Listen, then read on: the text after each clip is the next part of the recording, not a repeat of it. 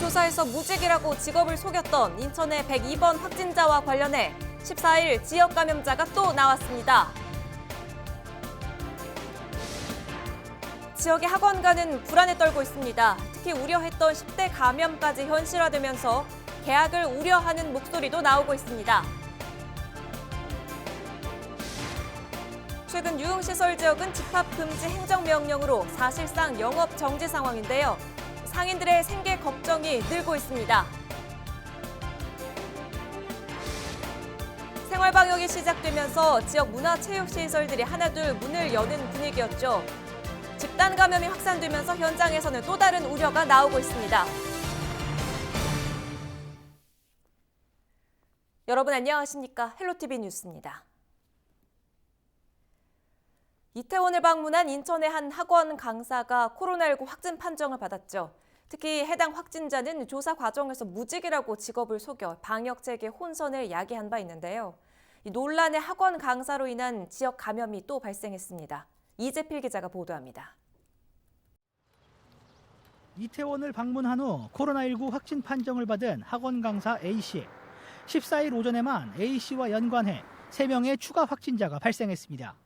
먼저 A씨에게 학원 수업을 받은 남학생과 그의 어머니가 확진 판정을 받았습니다. 그리고 남학생의 친구도 이어서 확진 판정을 받았습니다. 3차 감염으로 추측되는 지점입니다. 이 학생들은 지난 6일 미추홀구의 PC방과 노래방에서 함께 시간을 보낸 것으로 확인됐습니다. 14일 오후 5시를 기준으로 학원 강사 A씨로부터 파생된 코로나19 확진자 수는 모두 14명, 검사 대상만도 1,328명에 달합니다. A씨는 지난 9일 확진 당시 무직이라고 진술했습니다. 하지만 지난 12일 학원 강사로 활동하며 학원 수업과 가외 활동을 한 것으로 밝혀졌습니다. A씨의 거짓 진술로 방역당국은 3일의 시간을 허비했으며 조사가 미뤄지는 사이 접촉자들은 교회 등을 방문했습니다. 검사 대상이 1,300명에 달하는 이유입니다. 인천시는 거짓 진술로 방역체계에 혼란을 야기한 혐의로 A씨를 고발할 계획입니다. 헬로티비 뉴스 이재필입니다. 이렇게 인천 학원 강사를 시작으로 코로나19가 지역사회로 점차 확산하는 모습인데요. 지역의 학원가가 불안에 떨고 있습니다. 특히 10대 감염까지 현실화되면서 급기야 개학을 우려하는 목소리도 나오고 있습니다. 이정하 기자입니다. 이태원 클럽에 다녀와 코로나19에 감염된 학원 강사가 확진 직전까지 근무했던 인천의 한 학원입니다. 당초 역학조사에서 직업을 숨겼던 학원 강사로 인해 밀접 접촉한 학생 등이 결국 추가로 감염됐습니다. 본인의 직업과 동선에 대해 거짓으로 진술하고 학원 강의 사실 등을 숨긴 102번 확진 환자에 대해서는 감염병의 예방 및 관리에 관한 법률에 의거 고발 조치할 계획입니다. 이처럼 학원 강사로부터 시작된 코로나19 감염이 학생과 학부모를 비롯해 다른 과외교사에까지 번진 상황. 10대 청소년을 중심으로 확진 사례가 연이어 나오자 인근의 부천 학원가도 바짝 긴장하고 있습니다. 어쩔 수 없이 학원을 다녀야 하는 학생들도 걱정이 큽니다. 가까워서 불안해요. 그래도 어쩔 수 없으니까 학원은 가야 되고 해서 가고 있습니다. 제 주변에도 있을 수도 있잖아요. 말을 못하는 사람도 있으니까 그래서 조금 불안하죠. 코로나19 재확산에 등교 개학이 일주일 연기됐지만 이대로라면 섣부른 등교를 반대한다는 목소리도 있습니다. 개학을 할 수는 없을 것 같아요. 확진자가 계속 나오고 있으니까 좀 더 지켜보고 개학을 하는 게 나을 것 같아요. 문제가 발생한 인천은 관내 학원과 교습소에 운영자재 권고를 내렸고 경기도도 이태원 등 유흥가를 방문한 강사 등에 검사를 받을 것을 권유했습니다. 최근 학원가에서도 직원 등 구성원을 대상으로 전수조사에 나섰습니다. 원어민들이 여기도 어차피 있으니까 원어민 채용하고 있는 학원 우선순위로 해서 좀 현장에 좀 점검도 좀 하고 한 것 같긴 한데 수시로 강사나 임직원들에 대한 체크는 늘상 하고 있는 부분이에요. 학생을 중심으로 또 다른 연쇄 감염이 얼마든지 발생할 수 있다는 우려 속에 지역사회 곳곳에서 불안감이 커지고 있습니다. 헬로티비 뉴스 이정아입니다. 완화된 사회적 거리두기의 일환으로 생활 방역이 시작되면서 문을 닫았던 문화체육시설들도 다시 하나둘 문을 열고 있습니다. 하지만 문을 열자마자 이태원 클럽발 집단 감염이 확산되면서 계속 시설 운영을 이어가야 할지 고민입니다. 이세진 기자의 보도입니다. 오랜만에 다시 문을 연 미술관에서는 새로운 전시회가 열렸습니다. 언제 관람객을 만날 수 있을지 알 수 없던 유명 화가의 그림들도 다시 환한 조명을 받았습니다. 하지만 입구에는 어김없이 열화상 카메라가 등장했습니다. 체험 관람객들을 위해 놓인 비닐 장갑이나 사전 예약 관람도 조금은 낯선 풍경입니다. 전시 입장하기 전에 이제 30분 간격으로 방역을 할 수 있고, 그다음에 관람객들도 30분 간격으로 교체를 해서 입장을 할 수 있도록 안내를 하고 있는데요. 이제 현장에서 이제 대기를 할 수 있게 저희가 이제 자리도 마련을 해드리고 있고. 생활 방역이 시작되면서 미술관뿐 아니라 지역 문화시설들도 하나둘 문을 열고 있습니다. 일부 시설만 개방했지만 폐쇄됐던 실내 체육관들도 다시 이용할 수 있게 됐습니다. 우여곡절 끝에 시설 운영은 시작했지만 현장에서는 또 다른 고민도 생겼습니다. 대관이나 행사는 사실상 불가능한 상태에서 시설 운영을 위해 방역 수칙은 더 꼼꼼히 지켜야 합니다. 특히 문을 열자마자 이태원발 감염이 확산되면서 언제 다시 폐쇄를 해야 할지도 알 수 없는 상황이 됐습니다. 공공시설 운영에 나선 김포시 역시 시민들을 위해 일부 문화체육시설 문은 열었지만 코로나19 감염 확산에 따라 상황은 달라질 수 있다는 입장. 기약 없던 폐쇄 방침에 위축됐던 지역 문화체육계. 생활 방역이 시작되면서 지역 문화체육시설들도 일상으로 돌아갔지만 다시 번진 집단 감염에 고민은 더 깊어지고 있습니다. 헬로티비 뉴스 이세진입니다. 이태원 클럽에서 시작된 코로나19 집단 감염 사태에 대응하기 위해서 지난 10일부터 2주간 인천 지역 유흥시설에 집합 금지 행정명령이 내려졌습니다. 상인들은 어떤 어려움을 느끼고 있을까요? 김동민 부평 테마의 거리 상가 번영의 총괄 총무와 이야기 나눠보겠습니다. 총무님 안녕하십니까? 네, 안녕하세요. 반갑습니다. 한 달 전에도 이렇게 연락을 한번 드렸었는데요. 현재 호프집 그리고 노래타운을 운영하고 계시지요. 노래타운의 경우는 네, 현재 영업이 중지된 상태라고요. 네네. 네, 어떤 어려움이 있으신가요? 네, 인천시에서 이거 집합 금지 행정명령이 내려져서 노래방 영업이 중지된 상태인데요. 코로나19가 괜찮아지는 듯 보였는데 다시 확산되면서 주변 상인들이 너무 많이 힘들어하고 있습니다. 네. 갑작스럽게 실직자가 된 기분이라고도 할 수 있고 너무 많이 힘들어서 지금 다 진짜 난리입니다, 난리. 그렇군요. 지금 이 문제가 되고 있는 사항을 좀 짚어보면 이렇게 가게에 모이는 그 고객들의 신상이 제대로 확인되지 않고 있다는 점인데요. 이름과 전화번호를 허위로 적는 고객들이 있기 때문이겠죠. 현장에서 느끼는 고객들의 반응은 어떤가요? 사실 신분증을 보여달라고 하면은 고객님들이 거북해하고 그게 사실이에요. 그렇다고 네. 전화번호과 이름을 일일이 확인하는 것도 진짜 금요일, 토요일 같은 날은 진짜 힘들거든요. 네. 아무리 직원이 많다고 해도. 저희 입장에서는 많이 답답한 부분이죠. 그러시겠습니다. 또 한 번 이 갑작스러운 영업 중단에 상인 여러분들의 피해가 굉장히 클 것 같은데 이게 매출에 어느 정도 지장이 있나요? 그러니까 안 그래도 전 코로나19 때문에 매출이 크게 감소한 상태입니다. 그래가지고 많이 힘든 상태에서 또 영업 중지로 네. 2주간 또 문을 닫는다고 하니 이게 행정명령을 지킬 수밖에 없는데 갑작스럽게 아예 수입이 없어지니까 저희 상인들 모든 분들이 다 힘들어 하시고 있어요. 많이 힘듭니다. 특히 총무님 같은 경우는 호프집 그리고 노래타운을 운영하고 계시는 만큼 각별히 이 방역에 힘을 쏟고 계실 텐데 평소에 어떤 노력을 하고 계신가요? 저희는 제가 소독기를 사서 직접 이렇게 뿌려주고 있습니다. 사람 몸에 유해한 소독기를 사가지고 기계로 해가지고 확 뿌려주고 있거든요. 노래방하고 호프집 전체 소독을 다 하고 있고요. 테마의 거리에서 거기 손소정제 같은 거를 지원을 받아가지고 네. 보건소에서 그거를 직접 다 나눠주고 마스크도 제공하고 저희 가게에서 이제 나쁜 일이 생기면 안 되니까 네. 손님 안전을 위해 최선을 다하고 있습니다. 방역에도 물론 힘쓰고 있고요. 지금 행정명령으로 인해서 2주간의 영업 중단, 그로 인한 이 경영난으로 이어질 수밖에 없는 그런 형편인데요. 인천시에서는 어떤 대책을 좀 마련해야 한다고 보십니까? 저희도 시민이니까 코로나19 확산을 막기 위해서 내려진 행정명령은 당연히 지키는 건 알고 있습니다. 잘 네. 알고 있는데 무작정 영업 중지가 되니까 너무 소득이 없어지고 너무나 고통스럽습니다. 네. 이제 인천시에서 이제 어느 정도 지원을 해드리고 빨리 좀 이걸 좀 잘 돼가지고 잘 됐으면 좋겠습니다. 자영업자를 위한 이 시급한 지원책에 대해서 말씀을 해주셨어요.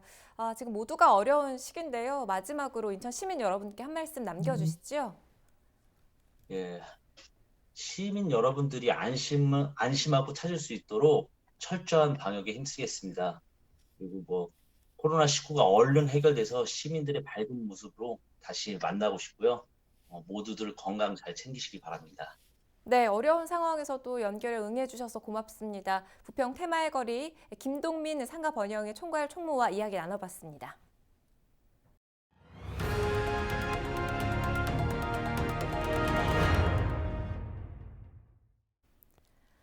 계양산성이 국가지정 문화재 사적으로 지정됐습니다. 문화재청 문화재위원회 사적분과는 13일 계양산성을 국가사적으로 지정했는데요. 앞서 문화재청은 지난 3월 계양산성의 국가사적 지정을 예고한 바 있습니다. 계양산성은 삼국시대 최초로 축조돼 통일신라시대를 거쳐 고려시대까지 사용되는 것으로 조사됐는데요. 당시의 축성 기술을 고스란히 담고 있어 학술적인 가치가 높은 유적으로 평가받고 있습니다. 부천시가 지역 76번째 확진자가 근무했던 백화점 내 음식점에 다녀간 시민을 찾고 있습니다. 장덕천 부천시장은 14일 자신의 SNS를 통해 지난 6일과 8일에 현대백화점 중동점 8층 내 한 음식점 방문자를 찾고 있다고 말했습니다. 해당 음식점은 지역에서 76번째로 확진 판정을 받은 24살 A씨가 근무한 곳으로 알려졌습니다. 특히 어버이날이었던 지난 8일에는 백화점에 많은 시민이 찾았던 것으로 알려져 방역당국은 지역 감염에 대해 우려하고 있습니다. 경기도 재난기본소득이 지역 경제 활성화에 실제적인 도움이 되는 것으로 나타났습니다. 경기도가 지역화폐 가맹점 1,000곳을 대상으로 재난기본소득 효과에 대한 조사를 실시한 결과 56%가 월 매출이 증가했다고 응답했습니다. 업종별로는 식품, 음료 부분이 89%로 가장 높게 나왔고 상원 유형별로는 67%를 기록한 전통시장에서 높게 나왔습니다. 자영업장의 월 매출은 코로나 확산기인 2, 3월 1,446만 원에서 재난기본소득 지급 이후 1,710만 원으로 늘어 18%의 증가세를 보였습니다. 이번 조사는 경기도가 여론조사기관인 한국리서치에 의뢰해 지난 6일부터 4일간 경기 지역 화폐 가맹점 1,000곳을 대상으로 전화 면접 방식으로 진행됐으며 95% 신뢰 수준의 표본 오차는 플러스 마이너스 3.09%포인트입니다. 경기도의 하천과 계곡을 점령해온 불법 시설물 중 약 96%가 철거됐습니다. 바가지 요금 등의 불법 영업이 없는 깨끗한 하천과 계곡으로 본 모습을 되찾아가고 있습니다. 구영슬 기자가 취재했습니다. 맑은 물이 흐르는 용인시의 한 계곡. 평상과 천막 등 불법 시설물이 있던 자리엔 벤치가 놓여 있고 주변은 한눈에 봐도 깨끗합니다. 자릿세와 바가지 요금을 받는 등 불법 영업을 하던 시설물들로 몸살을 앓아온 곳인데 경기도의 청정하천 계곡 복원사업 손길을 거치며 자연 그대로의 본 모습을 되찾았습니다. 예전에 바가지 요금 같은 게 되게 많았었는데 지금은 그런 요금 납부할 필요도 없이 지금 잘 정비된 곳에서 이용을 할 수 있을 거니까 더 깨끗하게 이용할 수 있고 더 기분 좋게 놀다 갈 수 있을 것 같습니다. 이렇게 복원 사업을 시작한 지 1년도 안 돼 깨끗이 정비된 경기도 하천과 계곡의 불법 시설물은 1,300여 곳으로 약 96%에 달합니다. 지난해 6월부터 불법 행위 근절을 위해 역점 사업으로 추진된 청정하천 계곡 복원 사업은 오는 7월 말 정비 완료를 앞두고 있습니다. 온 국민이 정말 즐거운 마음으로 자주 찾을 수 있는 환경으로 복원하는 일이 또 중요한 과제입니다. 지금보다는 오히려 더 나은 환경에서 영업할 수 있도록, 생활할 수 있도록 만들어주는 것도 매우 중요한 우리 과제인 것 같아요. 경기도는 사람이 거주하고 있는 불법 시설물에 대해선 소득과 재산, 거주 여건, 그리고 불법 영업 정도 등의 조사를 거쳐 지원 대상과 방식을 결정해 이주를 유도할 계획. 이 밖에도 불법 시설물 재발 방지를 위한 감시 활동을 지속적으로 벌이고 불법 시설 확인 시 즉시 고발이나 강제 철거를 실시할 방침입니다. 경기GTV 구영슬입니다. 전기 쇠고챙이를 이용해 개를 잔혹하게 도살한 농장이 적발됐습니다. 해당 농장의 냉동 창고 안에는 개 사체가 가득했습니다. 김초롱 기자가 보도합니다. 경기도 안성에 위치한 개농장입니다.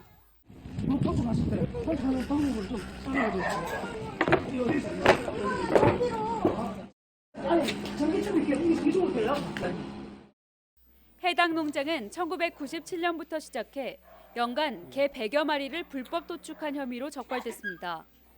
전기 쇠꼬챙이로 개를 도살하는 방법입니다. 농장의 냉동 창고에는 개 사체가 있습니다. 아, 개 껍데기. 저 짠짠이는 좀 보여줘. 개 피곤 몇, 얼굴은 몇, 개머리 성남에 위치한 무등록 고양이 카페도 적발됐습니다. 혹시 여기 지금 동물 전시업 등록 하셨나요?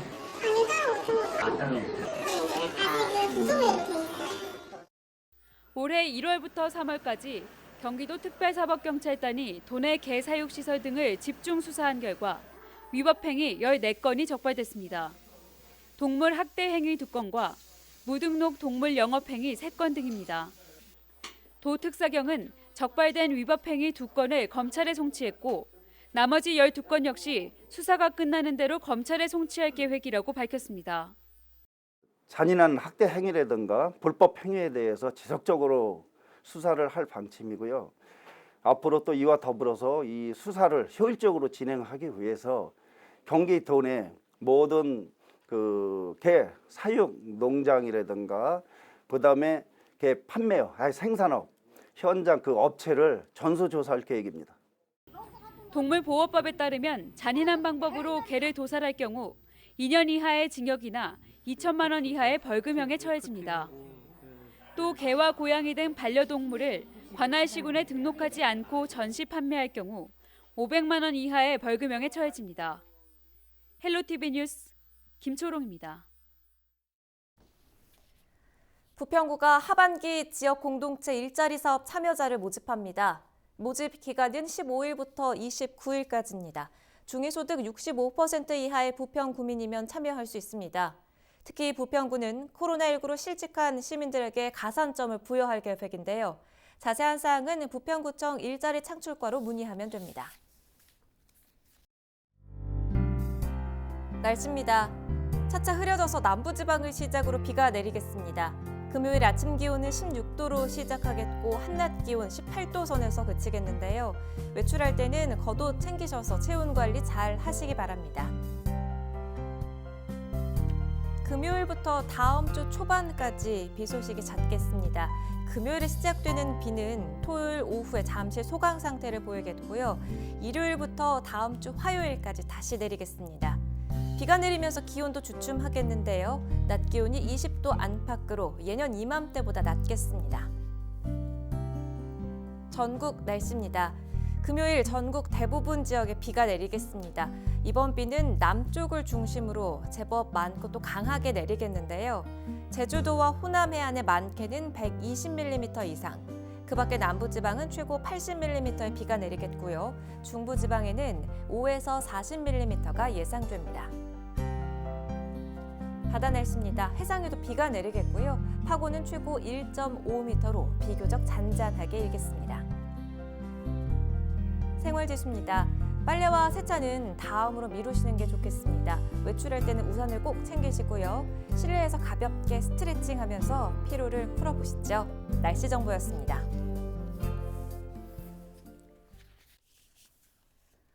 이상으로 헬로티비 뉴스를 모두 마칩니다. 저희는 언제나 여러분 곁에 있겠습니다. 시청해주신 여러분 고맙습니다.